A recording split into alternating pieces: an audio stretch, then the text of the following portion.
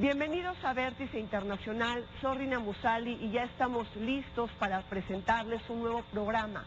En esta ocasión, las elecciones de la FIFA del 26 de febrero. Una oportunidad para preguntarnos sobre el poderío mundial de la FIFA, los escándalos de corrupción, las reformas necesarias, así como la diplomacia del balompié. En la segunda parte de este programa, un recuento legislativo de carácter internacional, y en nuestro segmento fronterizo les vamos a comentar sobre las muertes de migrantes de Nepal y la India a consecuencia de la construcción de estadios para la Copa Mundialista del Fútbol en el 2022. Acompáñenos.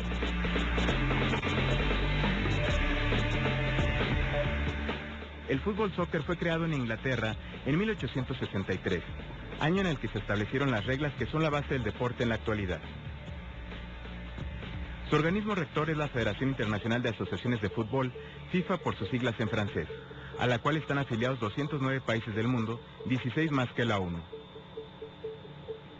Fundada el 21 de mayo de 1904, la FIFA se encarga de modificar las reglas del juego y de organizar los campeonatos mundiales de fútbol, el deporte masculino a nivel de selecciones nacionales más importante del planeta. La Copa del Mundo se realiza cada 4 años desde 1930, con excepción de 1942 y 1946, en los que fue suspendido debido a la Segunda Guerra Mundial. El número de países en la ronda final ha variado con el paso de los años, 16 participantes hasta 1978, a excepción de los mundiales de 1930 y 1950, con 13 cada uno, 24 entre 1982 y 1994, y 32 desde 1998. Hasta ahora se han disputado 20 mundiales de fútbol, en 16 países de 4 continentes diferentes, en los que 8 naciones han alzado la copa. Brasil es el equipo más exitoso, con 5 victorias. Alemania e Italia le siguen con 4 trofeos. Argentina y Uruguay la han ganado 2 veces, mientras que Inglaterra, Francia y España se han titulado campeones en una sola ocasión. La FIFA ha tenido 8 presidentes desde su creación. Robert Gehring, de 1904 a 1906. Daniel Burley, de 1906 a 1918. Jules Rimet, de 1921 a 1954. Rodolphe Seldrayers, de 1954 a 1955. Arthur Drewry, de 1955 a 1961. Stanley Rose, de 1961 a 1974. Joao Avalanche, de 1974 a 1998. Y Joseph Blatter, de 1998 a 2015, el cual, a raíz de los casos de corrupción que lo involucraron durante su gestión en la federación, fue suspendido de su cargo e inhabilitado por los siguientes 8 años de realizar cualquier actividad relacionada con el fútbol. Fue relevado de forma interina por el camerunés Issa Hayatou, por ser el vicepresidente con más años de servicio en el Comité Ejecutivo de la FIFA, hasta entregar el puesto al ganador de las elecciones del 26 de febrero de 2016. El mundo se encuentra atomizado en parcelas de poder. En la actualidad, ningún país del mundo puede frenar por sí solo las amenazas transnacionales del terrorismo, el calentamiento global y hasta las aspiraciones geopolíticas del Estado Islámico que buscan desconocer las fronteras trazadas desde el fin de la Primera Guerra Mundial. El mundo tiene un poder disperso y se encuentra hoy en una multitud de agentes. Esta es la advertencia que nos hace Moisés Naim con su libro Del fin del poder. Pero ¿qué está pasando en las relaciones internacionales con los actores no estatales? ¿Acaso usted sabía que la FIFA tiene más países miembros que Naciones Unidas y que sus ganancias son mucho mayores que el PIB de algunos países de África y de Centroamérica?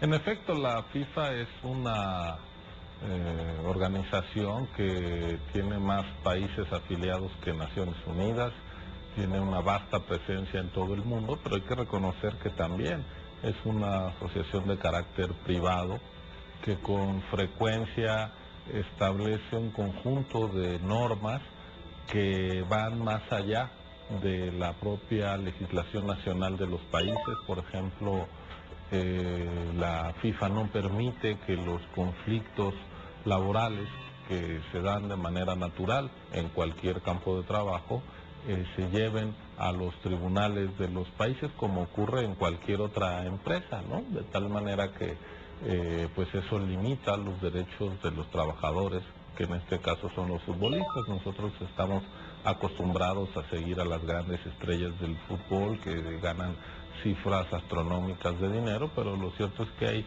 miles, centenas de miles de jugadores profesionales en todo el mundo cuyos derechos laborales con frecuencia se ven afectados, incluso en el caso de México, por ejemplo.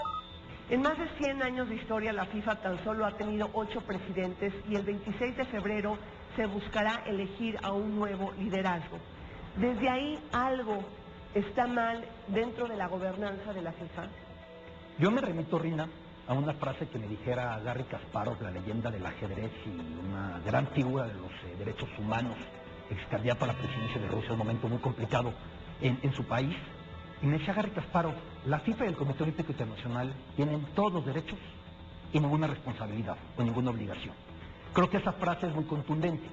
Es un margen legal para actuar a sus anchas, una situación fiscal o económica que les permitía hacer lo que quisieran. Me va a decir la gente, bueno, pero con todos los que cayeron ahora por corrupción, no cayeron por lo que pasaba al interior de FIFA.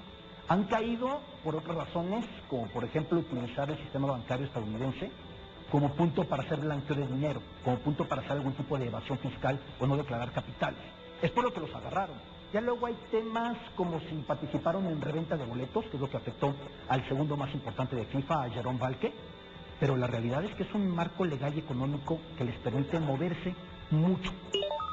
Un mercadeo de favores es la leyenda que caracteriza a la fiesta del balompié mundial, según el periodista alemán Thomas Isner. La Organización Supranacional del Deporte logró que Joseph Blatter, su expresidente, sea tratado con más privilegios que cualquier jefe de Estado. Los jerarcas del fútbol están acostumbrados a tomar ventaja de los vacíos legales para imponerse por encima de las leyes nacionales y esquivar todo tipo de regulaciones que atenten contra sus intereses comerciales y financieros. Pero no solamente se trata de ellos, sino de los intereses imbricados entre el mundo de la política, economía, negocios y medios de comunicación a propósito de mantener a flote la fiebre futbolística.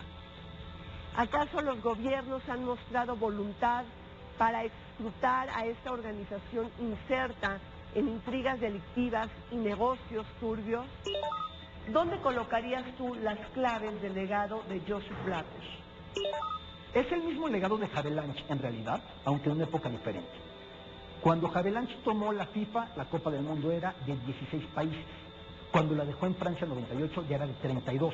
Ahora lo quieren subir a 40 para la Copa del Mundo del 2022, un tema que todavía por ahí tiene que quedar. Llevar el fútbol a otros sitios no es un acto de filantropía, es buscar capitales, es buscar posicionarte en otros mercados. Anteriormente el fútbol era asunto europeo, latinoamericano. Posteriormente el fútbol se convirtió en un asunto en cada rincón de África, en cada rincón de las repúblicas soviéticas, en cada punto de Asia, dos mercados importantísimos como el chino y también el de la India, pero por supuesto el del Golfo Pérsico, con los capitales que de ahí vienen. No es casualidad que dos candidatos ahora provengan del contexto árabe, uno que es un príncipe jordano, el otro que es un jeque de Bahrein, y en los dos casos pertenecientes a las familias reales de estos dos países. Posteriormente fueron Estados Unidos. ¿Qué querían el ir a Estados Unidos? Pues aprovechar un público que consume mucho y que te sirve para posicionar. Pero la Copa del Mundo 94 no terminó por seguir esos propósitos, más allá de que figuras como Henry Kissinger o Al Gore estuvieron empecinados en eso. Bueno, la FIFA organiza los torneos oficiales de una gran industria del espectáculo que es el fútbol y que ha crecido en términos económicos acompañado del propio fenómeno de la globalización. Es decir, si en el pasado, hace décadas, el negocio del fútbol era un negocio local, digamos, con ingresos que provenían pues de la publicidad que se hacía en los estadios, con los propios boletos que pagaban los aficionados. Ahora la televisión y sobre todo la televisión por cable o vía satélite, la televisión de paga, ha hecho que seamos consumidores de un producto global. El fútbol, el deporte más practicado del mundo, está sustentado en el modus operandi de la FIFA, la organización que no está controlada ni vigilada por nadie y que se mueve al antojo rapaz de sus intereses comerciales. Escándalos de corrupción, falta de transparencia, redes clientelistas, conexiones políticas, chantajes y fraudes se mueven al calor del balón. Habría que desvelar la relación turbia entre el fútbol y el poder político mundial. Se debe de frenar la normativa fiscal tan relajada que goza la FIFA desde sus operaciones en Suiza. Debemos desnudar los tentáculos de su poder e imponer un coto a sus camarillas. Junto con esta nueva corriente de protestas, muy coordinadas por redes sociales, muy coordinadas por una generación que no se queda callada, muy coordinadas por una generación que ya no siente un respeto ceremonial por las figuras políticas como antes. Esto ha crecido y Brasil 2014 es el mayor de los ejemplos. Que el país que más ama el fútbol, que la meca del balón, haya protestado de tal manera, decía Ian Buruma, un gran académico, esto es como si se congregan católicos frente al Vaticano diciendo no queremos papa. Brasil no quería mundial. Y esto es una nueva manera de decir, no estamos de acuerdo en las prerrogativas, por ejemplo, la FIFA no paga impuestos en el país que organiza el mundial y mira que ahí factura sus buenos miles de millones de dólares. Brasil tuvo que ceder a muchas concesiones comerciales, lo cual pasa en cualquier lugar. Porque cuando tú pides una Copa del Mundo, tú estás dispuesto a firmar esas condiciones. La FIFA no te miente. La FIFA es muy claro en lo que exige. En México hemos visto, por ejemplo, que se han intentado poner límites al número de jugadores mexicanos que nacieron con otra nacionalidad, estos que les llaman los naturalizados. Bueno, pues nuestra Constitución no habla de jugadores de ciudadanos de primera o segunda categoría. En los hechos, la Femex Food por mucho tiempo puso eso, ¿no? Entonces ese es otro caso de saltarse las leyes nacionales. Lo mismo, la Ley Federal del Trabajo tiene un capítulo que se introdujo desde inicio de la década de los 70 para proteger a los futbolistas profesionales, y una de las cosas que dice abiertamente la ley es que ningún deportista profesional puede ser cambiado de club, cambiado de ciudad sin su consentimiento. Bueno, pues ese es el draft de jugadores que vemos año con año, que contra la voluntad del propio trabajador, pues lo mandan a trabajar a otra empresa. La designación de sedes mundialistas también ha despertado sospechas e intrigas. ¿Cómo se consiguió que el Mundial del 2022 se designe a Qatar, este país de la península arábiga que posee una población de 2 millones de personas y que desplazó las cartas credenciales de Estados Unidos, Australia, Japón y Corea del Sur? Otra atribución para la Copa del Mundo que no se salva de las dudas y suspicacia es el de Rusia, que tendrá lugar en 2018. ¿Hubo sobornos y compraventa de votos? ¿Se cometieron irregularidades y se imbricaron complicidades? La misma Asamblea Parlamentaria del Consejo de Europa, hay que decirlo, reclamó a la FIFA quitar el Mundial del Fútbol de Qatar y realizar una nueva adjudicación. La FIFA tiene una presencia muy importante de países pequeños porque todos pesan lo mismo, es decir, una isla del Caribe pesa lo mismo que Brasil en una decisión. Y eso ha llevado a que justamente dirigentes de países de poco peso en términos futbolísticos y económicos, con sus votos puedan inclinar la balanza hacia distintas candidaturas. Fue muy sonada la decisión de dar el Mundial a Rusia y después a Qatar, cuando había candidatos muy importantes como Estados Unidos o Inglaterra enfrente, y al hecho de que en los grandes hoteles de 5 estrellas, en reuniones privadas, es donde se toman las decisiones, es donde se reúnen los votos para decidir pues que el Mundial fuese en Qatar.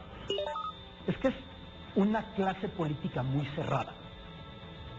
Han caído demasiadas personas con los últimos escándalos, sobre todo latinoamericanos, y no porque haya mayor corrupción en Latinoamérica que en otros puntos del fútbol, sino porque son los que utilizaban los bancos de Estados Unidos. ¿Y por qué se metió a Estados Unidos? La respuesta es porque tocaron sus intereses. Fue porque el Mundial 2022 seguramente iba a ser en Estados Unidos, ya si lo vemos en cuestión de un enfoque geopolítico, 2018 era para Inglaterra. Se mete en Rusia y se mete Qatar, respectivamente, y se los quitan.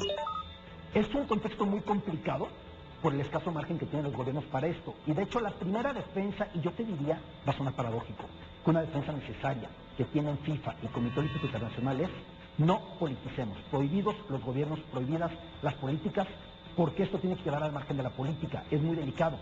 Ahora, en palabras suena bien, pero en la práctica vemos la cantidad de personas vinculadas a gobiernos despóticos que han encabezado respectivamente los comités olímpicos nacionales o las federaciones de fútbol de cada país. Te puedo hablar del hijo de Gaddafi, de Saadi al-Gaddafi, te puedo hablar del hijo de Saddam Hussein, Uday Hussein, que incluso torturaba gente, torturaba jugadores y no rendían como él lo indicaba. Es algo que se da en todas partes, entonces la batalla contra la politización normalmente es cerrando un ojo y abriendo el otro. La prensa internacional ha dado cuenta de las irregularidades de la FIFA, desde la existencia de partidos arreglados hasta el espectáculo que está imbricado con los intereses de la publicidad, del turismo y también de la concesión de licencias. Pero ¿cómo hacer que la FIFA rinda cuentas cuando ya cumplió más de un centenario de existencia? ¿Qué debemos de hacer los ciudadanos del mundo para transparentar el modus operandi secretivo y disimulado de la FIFA? Incluso Joseph Blatter en su momento, cuando se cuestionó su anterior elección, dijo que nombraría un comité para que analizara, invitó a Transparencia Internacional a acompañar a la FIFA, pero Transparencia Internacional se desmarcó de la FIFA, porque la FIFA no puede con la transparencia, no puede con la rendición de cuentas. Están acostumbrados a la opacidad, a los cónclaves y a una serie de acuerdos que van más allá de las regulaciones de las naciones, es decir, es una entidad que se coloca en una situación más allá de las leyes de los países que la conforman, y yo creo que eso es incorrecto. Como cualquier negocio debería de estar bien regulado y aplicarse las leyes que corresponden. La FIFA no puede remediarlo todo, pero la FIFA sí tendría que ser muy consciente de a quién le da un evento y bajo qué paradigmas se hace tal evento. Lo mismo el Comité Olímpico con lo que pasó en Sochi 2014, que fue un desastre ecológico lo que se hizo ahí, que implicó un maltrato de muchísimos trabajadores de la construcción. Y ahora pasa esta situación de cara a la Copa del Mundo Qatar 2022. En Qatar hay un régimen laboral, podemos decir que es cuasi medieval, le llaman la kafala, que eres casi propiedad de la persona que te está contratando.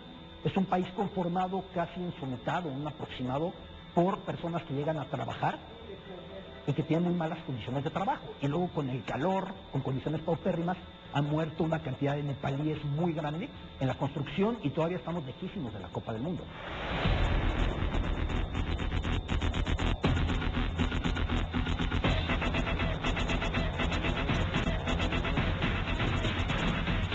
El fútbol es algo más que un juego deportivo.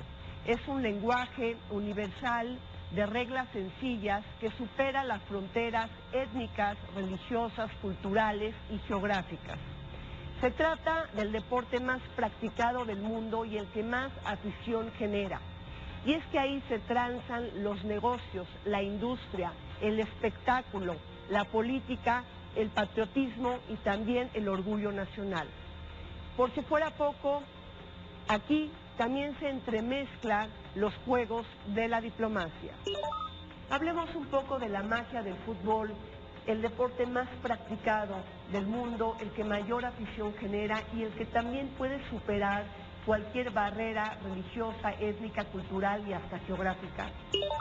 Consideremos que ninguna iglesia tiene más devotos que la que preside la FIFA, y valga la analogía, finalmente esto no es una religión, pero sí lo es, la cantidad de gente que lo sigue. el impacto que puede llegar a tener. Y esto inevitablemente se traduce en mucho dinero y en mucho poder. El poder suave del fútbol se exhibe desde su enorme capacidad de convocatoria. Poder de seducción, atracción y persuasión de audiencias, así como la formación de cultura. El culto al fútbol es enorme y forma parte de muchas identidades colectivas, convirtiéndose en un fenómeno de masas, porque llega a importantes cantidades de la población mundial. El amor a la camiseta, que despierta pasiones y desata el sentimiento nacional, también puede convertirse en un sedante y amortiguador de los grandes problemas nacionales o ser una válvula de escape para favorecer el ánimo colectivo. El fútbol se utiliza como herramienta política y su magia la hacen empatar con intereses nacionales y particulares. Los países anfitriones de grandes eventos, unos Juegos Olímpicos, un Mundial, pueden verse beneficiados porque se relanza, si el evento deportivo sale bien, el prestigio del país, hay derrama turística, pero en el caso de los mundiales también puede haber pérdida de recursos de la nación que es sede, porque la FIFA pone condiciones especiales en términos de impuestos, por ejemplo, en donde pues hay derrama económica para los patrocinadores oficiales de la FIFA, no necesariamente para el país, que corre con el grueso de las inversiones, por ejemplo, en términos de infraestructura, construcción de estadios, de carreteras. Quienes han tenido éxito de albergar un mega evento deportivo son excepción. Yo te diría Barcelona 92, yo te diría Alemania 2006. Y me costaría encontrar otro ejemplo. México 68 nos dejó todavía impuestos que persisten. Montreal 76 implicó una deuda que se terminó de pagar en 2001, me parece, con los intereses que esto conlleva, ¿no? Con lo que esto fue agravando. Atenas 2004 sí tiene que ver la crisis griega y la eurocrisis en general con lo que pasó en aquellos olímpicos. Sudáfrica 2010 fue de una elevada deuda. Decía Jacob Zuma, el presidente sudafricano, sí, pero esto nos dio cohesión y acercó a la población. ¿A qué precio? Los grandes académicos del mundo de la economía que se acercan a los megaeventos deportivos coinciden en que de ninguna manera es negocio. Pienso en Andrew Zimbalist con su libro Circus Maximus, pienso en Soccernomics de Simon Cooper, que te explican de qué manera te vendieron que iba a ser un gran negocio para el país anfitrión y termina por no ser de esa manera, ¿no? Ya el último caso de Sochi 2014 costando más de $50,000 millones, te podrás imaginar tú. La diplomacia del balompié ha dado lecturas en materia de política internacional.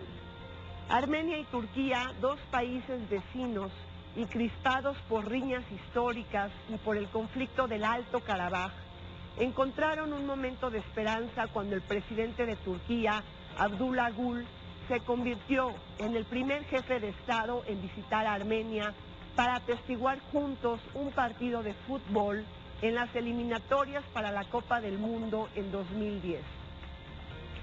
Otro juego clave fue el partido amistoso celebrado entre Brasil y Haití, un motor para acercar a Haití con algunos países sudamericanos, pues Brasil, Chile y Argentina habían tomado la decisión de formar parte de la MINUSTAH, que es la misión de la ONU para la paz en Haití. El mejor de los ejemplos que se me ocurre se dio con la guerra civil de Costa de Marfil. Costa de Marfil nunca había calificado una Copa del Mundo, lo consigue para el 2006 y entonces su máxima figura, un personajazo, un tipazo, Didier Drogba, delantero que trascendería con el Chelsea, aprovecha que están las cámaras en el vestuario, está el video en YouTube, es de verdad estremecedor, y dice, hago un llamado a los del norte y a los del sur, a que en este momento aprovechemos esta armonía que nos da el fútbol para bajar las armas, y lo consiguió. Ya después volvería a la guerra por muchas cosas que no termino yo de entender o dominar, pero Drogba terminó una guerra a través del fútbol. Existe esa diplomacia indiscutiblemente. O el centro Simón Pérez, que efectúa partidos involucrando a jugadores judíos y palestinos constantemente. Ahora, yo creo que el fútbol pues sí tiene efectos sociológicos que van más allá de la FIFA, y una de las cosas interesantes es esta cada vez mayor diversidad cultural y étnica de los grandes equipos de fútbol, que quizá puedan ser mensajes para que los niños se acostumbren a ver a un eslavo junto a un latino y un negro trabajando en el mismo equipo, es decir, que nos vayamos quitando estas taras xenófobas. Quedan algunos equipos de fútbol en el mundo que se rehúsan a eso, ¿no? Que exigen una marca de un sello de nacimiento. El Athletic de Bilbao en España, las Chivas de Guadalajara en México, que pues sí tienen una política de contratación laboral totalmente discriminatoria. La diplomacia del fútbol ha tocado otras aristas. Los embajadores de la buena voluntad de Naciones Unidas. Ahí están los afamados Leo Messi de Argentina y Ronaldo de Brasil. Pero también incluso el mismo Pelé, uno de los jugadores más importantes del mundo, que con su ejemplo nos ha mostrado cómo un habitante humilde y de raza negra alcanzó lo más alto de la cima. También se ha comentado, y aquí hay versiones distintas, que el rey Pelé pudo detener o frenar la guerra civil en Nigeria durante 48 horas gracias a sus 2 partidos de exhibición en el año de 1969. Sí, había una guerra ahí, una guerra al interior de Nigeria, y al llegar Pelé para un partido, efectivamente esto paró. Y lo mismo podemos ver en otros eventos deportivos, como cuando se llevó la pelea de Mohamed Ali al entonces Zaire. Mobutu Sese Seko llevó la pelea ahí a la famosa Rumble in the Jungle y sí logró pacificar un momento muy tenso en su país. Niños soldados que a veces cuesta mucho trabajo cuando a los 17 años han estado involucrados en situaciones tan extremas, poderlos canalizar a un buen punto. Y el fútbol, con el mensaje de solidaridad, de camaradería, de valores, de disciplina, de trabajo colectivo, puede funcionar de maravilla para eso. Y el fútbol, dentro de la otra cara, ha sido catalizador de conflictos. Si tú llegas a Zagreb, al Estadio Maksimir, vas a ver afuera un mural en el que dice que la guerra de los Balcanes empezó muchos meses antes de la fecha formal de inicio de esa confrontación. Y eso es porque se asegura que todo empezó cuando jugó un equipo croata contra uno serbio, todavía los dos yugoslavos, y terminó una batalla campal, un partido altamente politizado por los intereses nacionalistas serbios, con Milosevic, y por los croatas, con Franjo Tuđman, y todo lo que ahí desembocó en que digan que ahí empezó verdaderamente la guerra de los Balcanes.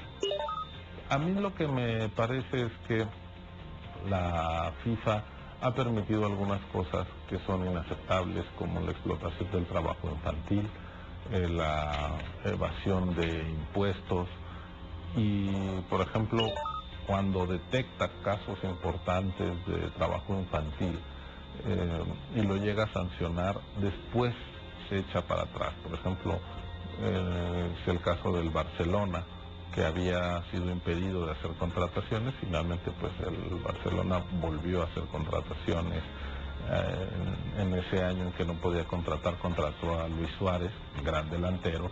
Pues un ejemplo, ¿no?, de cómo no necesariamente se pagan las sanciones que se deberían de pagar, porque yo creo que la divisa fundamental de la FIFA es el show debe continuar, lo importante es que tengamos espectáculo. Desde su fundación en el año de 1904, la FIFA ha tenido solo 8 presidentes. Precisamente el 26 de febrero se celebrarán elecciones en donde habrá un 9º liderazgo después de que Joseph Blatter haya sido suspendido y se haya quedado 17 años en el cargo. Muchos jugadores de fútbol y otras instituciones han equiparado a la FIFA como una dictadura por su falta de prácticas democráticas. Y aquí la pregunta es si nos debería de causar revuelo que en más de 100 años de historia solamente haya 8 presidentes. ¿Qué está pasando con la gobernanza de la FIFA? ¿Dónde están sus tejes y manejes? Joao Havelange, 24 años en el poder en la FIFA. Jules Rimet, 33 años. Joseph Blatter, 17. Toda una institución sui generis que alarga los mandatos de sus dirigentes. poniendo un acento en cada una de estas tres presidencias, que acaso son las más relevantes junto con la de Sir Stanley Rose, que precedió a Joao Havelange. El caso de Jules Rimet era un fútbol que tendía a perderse, un fútbol que necesitaba crear la Copa del Mundo. De hecho, el primer trofeo que se entrega se llamaba exactamente como este directivo francés. La FIFA no estaba consolidada, no quedaba claro cómo conseguir capitales. El fútbol aún no era negocio. Para la primera Copa del Mundo tuvo que aparecer algún rey para darle dinero al equipo para que cruzara el océano y llegaran hasta Uruguay. Un mundial ampliamente saboteado por Europa, porque no querían ir hasta el sitio, y Uruguay se había ganado el derecho porque fue campeón olímpico de fútbol en 24 y 28 respectivamente. Pero eso en el caso de Rimet.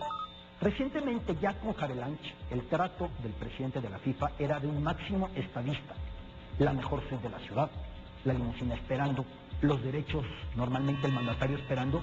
Y yo de Josep Blatter te puedo decir, en las múltiples entrevistas que pude efectuar con él, que a él le gustaba que se dirigieran a su persona como presidente. Finalmente era el presidente de FIFA, pero sí era un trato de dignatario y un trato prioritario absolutamente, de la tierra abriéndose y el mar abriéndose a su voluntad.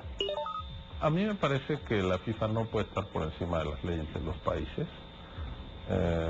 Las leyes reflejan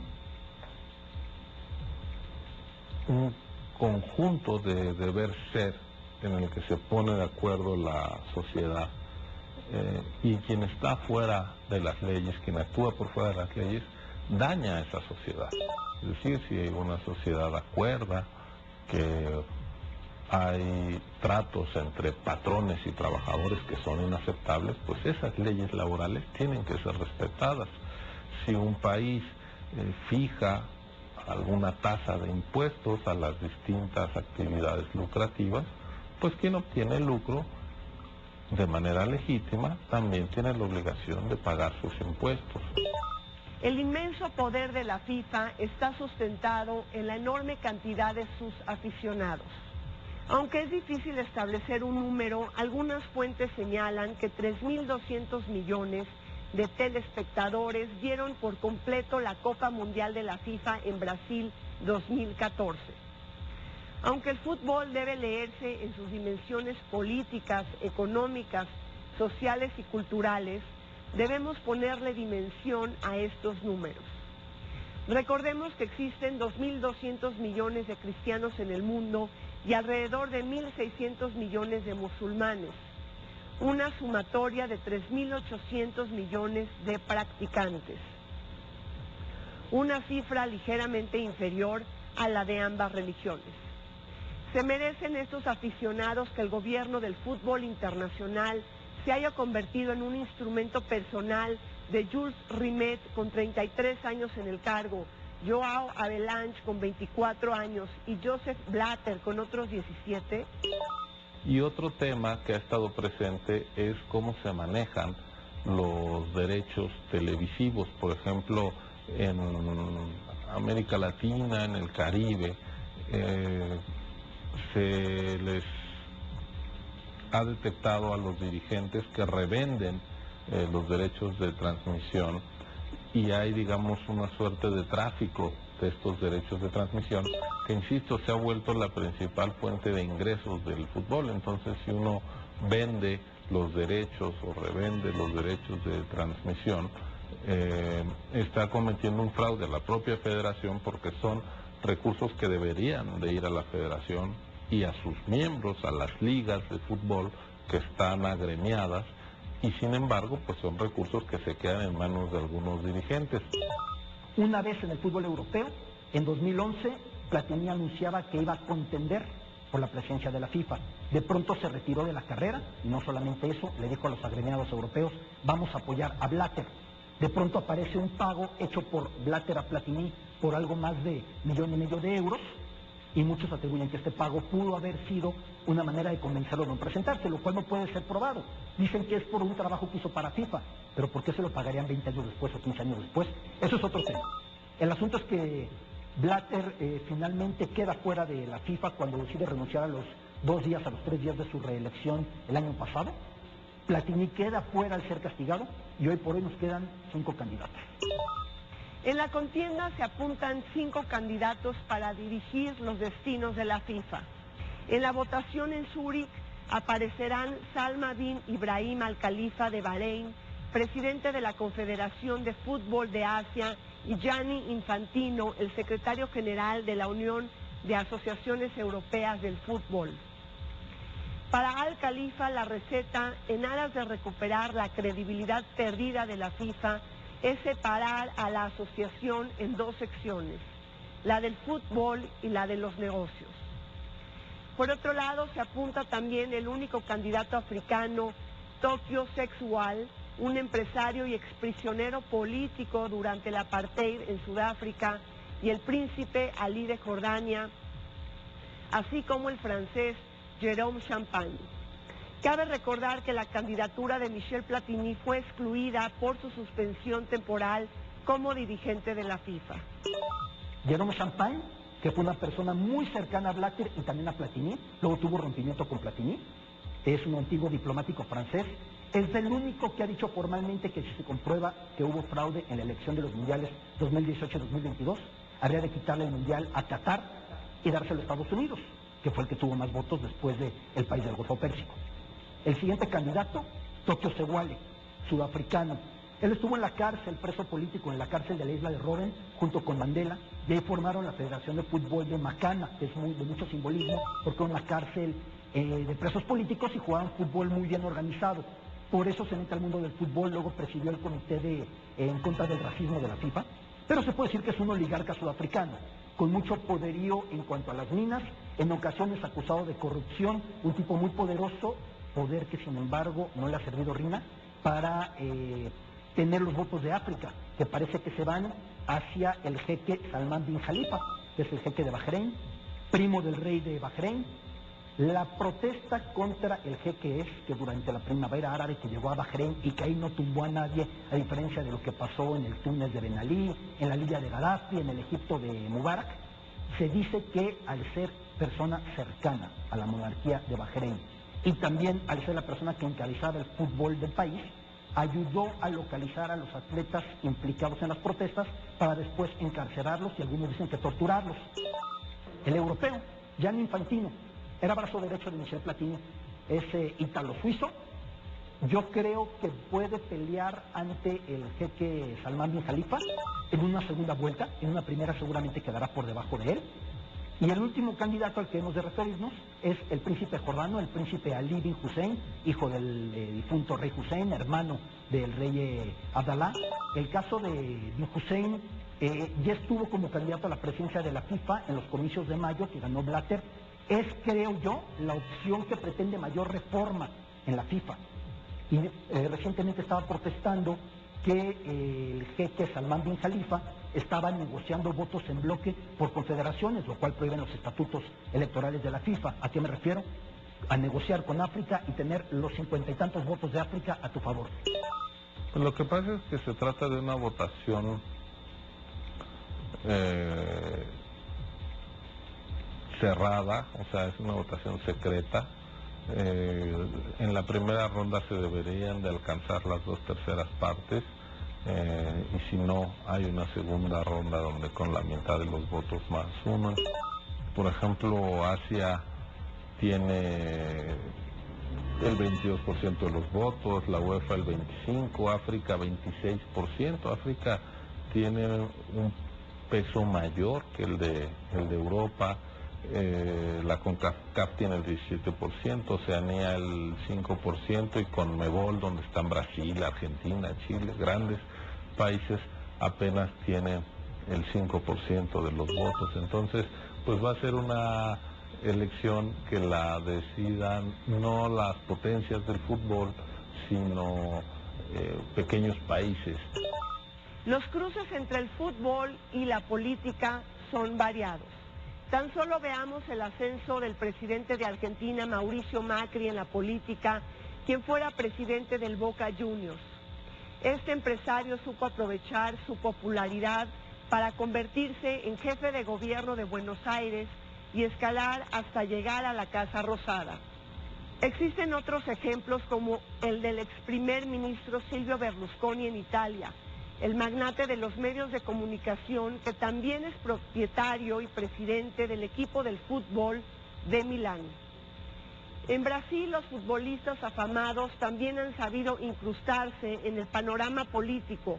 El caso de Romário es sintomático, pues se convirtió en diputado por Río de Janeiro. En México, esta actuación no es nueva y ha encontrado eco con Cuauhtémoc Blanco, quien después de abandonar la actividad futbolística se ha convertido en alcalde de Cuernavaca. Y esto ha pasado muchas veces, ¿no? Sí podemos ver muchas referencias así. El caso más claro es Silvio Berlusconi. Silvio Berlusconi, que era el presidente del Milán, que era el magnate de los medios, y que no solamente tenía ese poder, sino que de ahí brinca la política. ¿Y qué nombre le pone a su partido político? Forza Italia, que era el grito de batalla de los italianos en un estadio. Y luego hay una curva muy curiosa que he visto en medios italianos de cómo incrementaba su aceptación ante el electorado con lo que gastaba en el Milán. Compraba un futbolista caro y de alguna manera subían sus bonos. El Milán empezaba a jugar mal y de alguna manera bajaban sus bonos. Una curva muy extraña. ¿Qué es legitimidad del fútbol? No en vano una de las metas que tiene el intento de hacer un país kurdo, el Kurdistán, es también afiliarse a la FIFA. No en vano ahora Kosovo está luchando por ser reconocido por la FIFA o por tener su comité olímpico local y poder asistir a Juegos Olímpicos con su bandera. Es un mecanismo inmediato de reconocimiento mundial. Y los mexicanos creo que aquí pues sí demuestran que son muy futboleros, pero también que es una norma mundial esto, ¿eh? En España se habla mucho de los negocios de palco de fútbol, ¿no? Donde están el presidente de un club, que suele ser también dueño de una empresa constructora, y al partido invita al alcalde de la ciudad y acuerdan hacer un conjunto de obras donde la ciudad acaba subsidiando el negocio del fútbol. Eso también llega a pasar en México. Hemos visto gobernadores dueños de estadios donde juegan equipos de fútbol, o recursos públicos que se meten a los equipos. Veracruz, Necaxa son algunos nombres. Necaxa en el caso del estadio, Veracruz en el caso del equipo, donde se meten, porque se espera que el tener una afición, eso pueda redituar en términos de credibilidad. Pero el hecho de que el fútbol dé fama en la política, creo que no mucho. En medio de la crisis, la FIFA celebra elecciones, una oportunidad para renovar el liderazgo de este máximo organismo del fútbol que ha perdido credibilidad en todo el mundo. Y dentro de sus reformas se están cuestionando y se están evaluando algunas políticas. Por ejemplo, poner un límite a los mandatos de los presidentes, así como supervisar de manera independiente las finanzas de la FIFA. Pero hay otro factor que no se nos puede olvidar: la necesaria inclusión de las mujeres, no solamente como jugadoras, sino como tomadoras de decisiones. Soy muy optimista respecto al poder del fútbol, porque he visto que muchos cambios llegan por conducto del fútbol. Las mujeres iraníes que lucharon por ver a la selección en el estadio, finalmente consiguieron una sección para mujeres, lo cual era todo un desafío a los ayatolas en ese momento. Se me ocurre ese ejemplo. Soy muy optimista respecto al poder del fútbol y soy muy pesimista respecto a lo que pasa en la FIFA, porque no hay un verdadero cambio con estas elecciones. Transparencia, no creo que incremente. Incluso el favorito en las elecciones, el jeque Salman bin Khalifa, se dice que podría convertir a Joseph Blatter en presidente honorario. Con esto ya dije todo. Por otro lado, se pensó en alguna figura ajena a la FIFA, ajena a este pequeño Kremlin que pudiera llegar al control. Se pensó en Kofi Annan. Finalmente Kofi Annan no estuvo disponible o quizá nunca fue contactado, pero sería lo ideal. Un verdadero outsider, no alguien realmente fuera de este... Independiente. Exactamente, porque yo de esta manera no creo que tenga una verdadera voluntad de cambio. No existe la manera de poderlo remediar, porque finalmente es una organización que tiene una autonomía total y que si ellos quisieran dar un bono de $1.000 millones a Blatter cada año, pueden dárselo. No es el dinero del electorado, no es dinero público. Exactamente, entonces no hay ninguna manera de prevenirlo, ¿no? Salvo que hubiera una verdadera transformación. Los 5 candidatos hablan de reforma. Creo que va a quedar en una palabra muy bonita. En México pues estamos todavía más lejos, porque no solo no se negocia en conjunto respecto a esta fuente de ingresos que es la televisión, sino que compañías de medios son dueñas de los equipos. En la medida en que eso siga siendo así, pues no vamos a tener un torneo lo suficientemente fuerte y competitivo. Así que estamos frente a una organización muy opaca, con malas prácticas y que no se corresponde con el nivel de aprecio al fútbol que hay en el planeta. Pues yo creo que nos falta mucho por andar para llevar la situación del fútbol profesional al Estado de Derecho. Creo que ese sería el principal reto. No hay que inventar mucho, hay que hacer que lo que está escrito se cumpla.